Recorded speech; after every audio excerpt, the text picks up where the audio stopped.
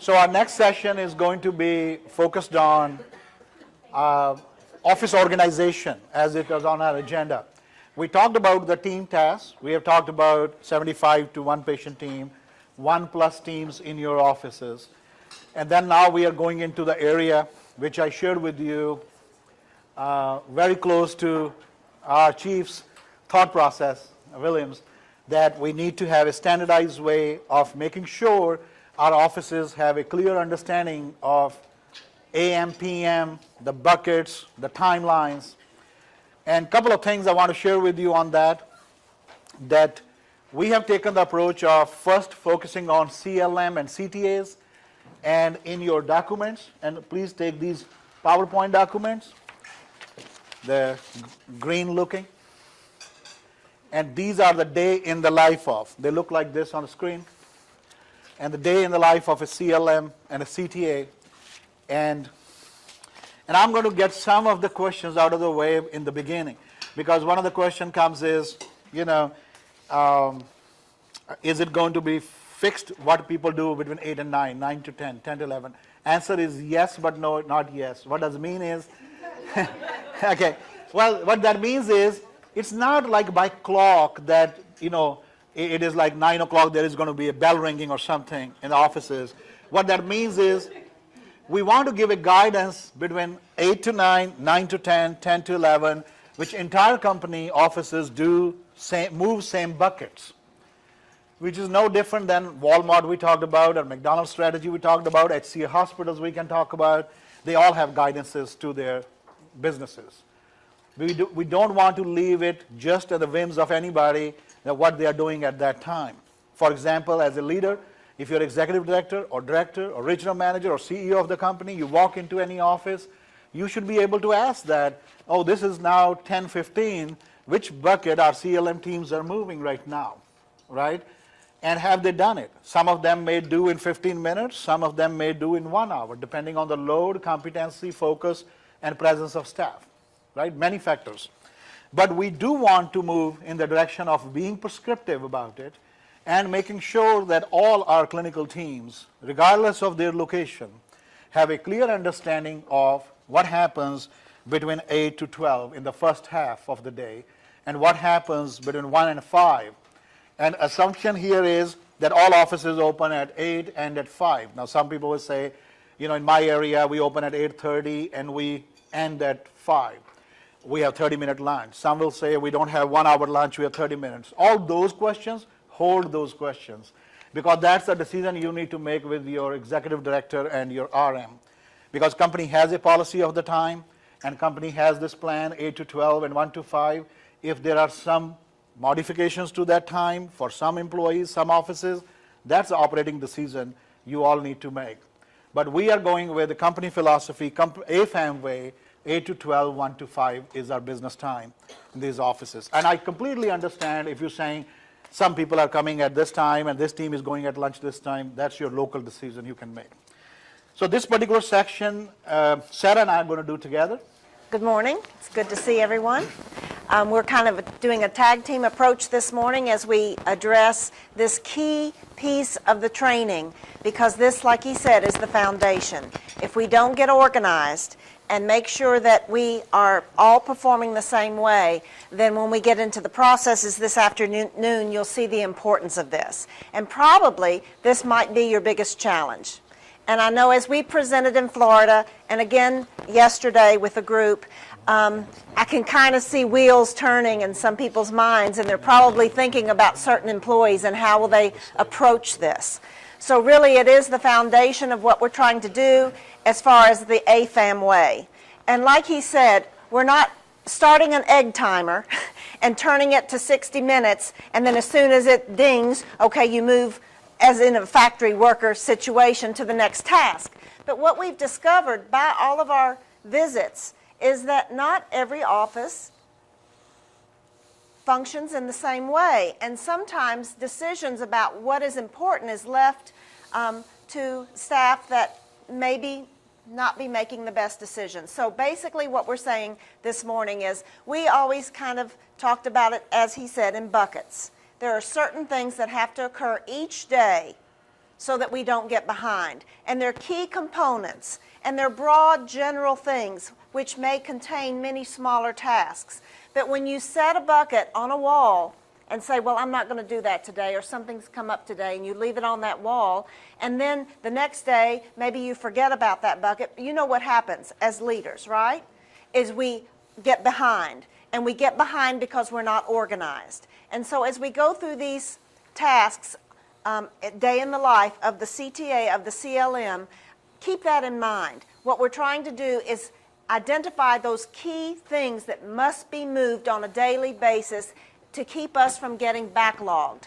Because backlog can be overwhelming, correct?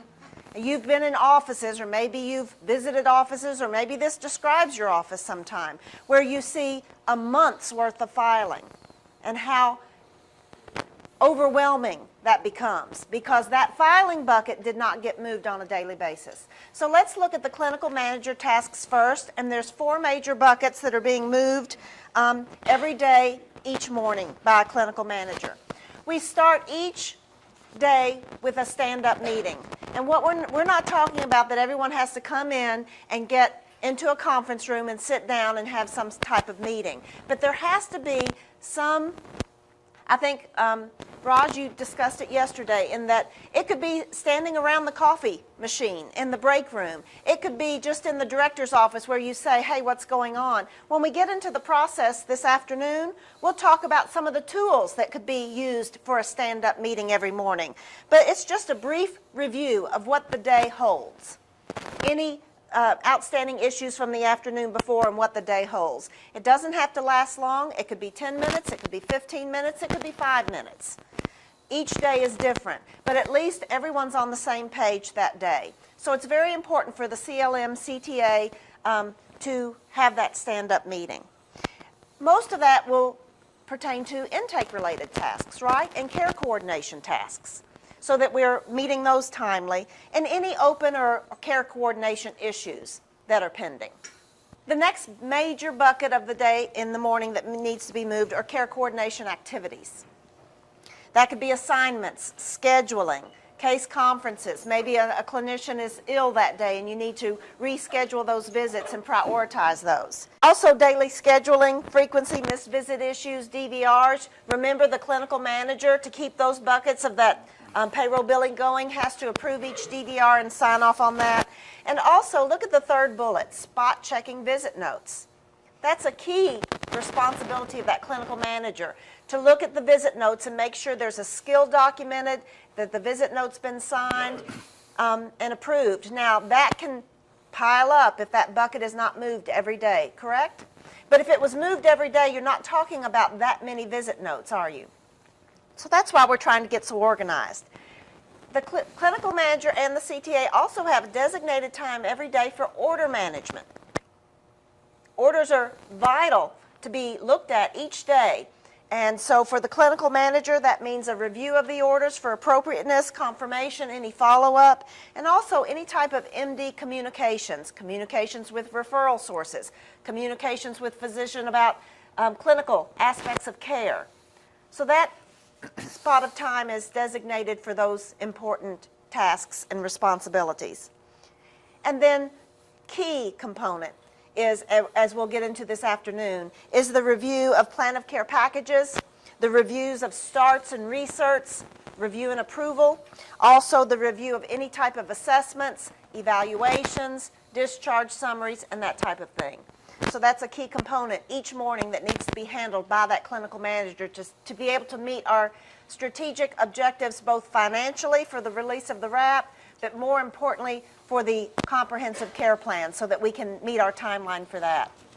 The only thing I would like to clarify to that is that the morning meeting we are talking about, stand-up meeting, that's like a DPS meeting. And we're talking about the entire team. If you have 2 CLMs, 2 CTAs, AA, everybody together for a few minutes looking at the day. Right. If you look at the afternoon of the clinical manager, very important that a designated time for final claims. Those of you that have found yourselves in arrears with final claims know how important it is to stay on top of that. Can you change the slides there? Oh, sure.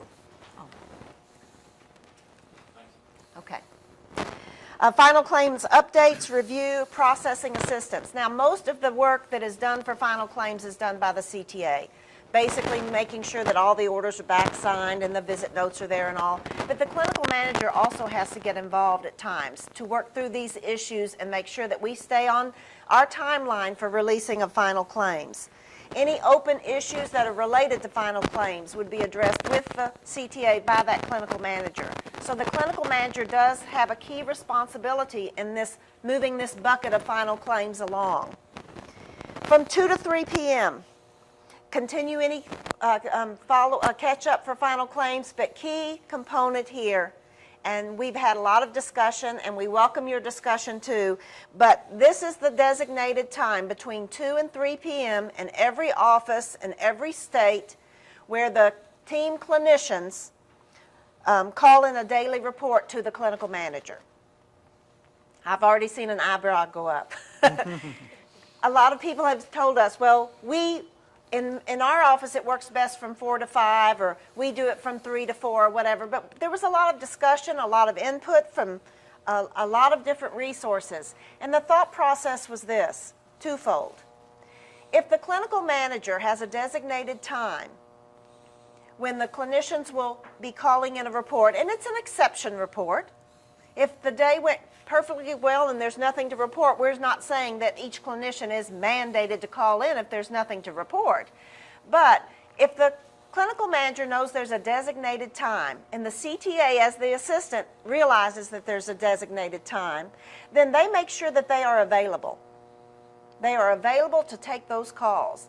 More importantly, though, they also know, since those clinicians are going to call them during this time, that A, they will have at least 2 hours to deal with any issues, and it's not the end of the day, and 2, they will organize their day so that they are free to take those calls and deal with them. On the other hand, if a clinician knows that between 2 and 3, that's their designated time to call into the CTA CLM team, and then certainly if the clinical manager was on the telephone, the CTA can take that report, jot it down, and pass it on, because remember, it's a clinical team working together, CLM and CTA. The clinicians know that that's their time to call. So they also will schedule their day so that they can have a 5-minute period of time or so to call into that team. Now, I know some of you all share employees, correct? Between sister offices. Or sometimes you have staff that move to a sister office when there's new hires to help out, correct? Don't you see the advantage when every office functions the same way? And if I was a PRN nurse and I'm working for several different offices or perhaps several different teams as a PRN visit nurse, then I know no matter what team I'm working for, no matter what office I'm working for, between 2 and 3, that's my designated time to call in an exception report. We think that this will provide better organization across the board and work nicely for all.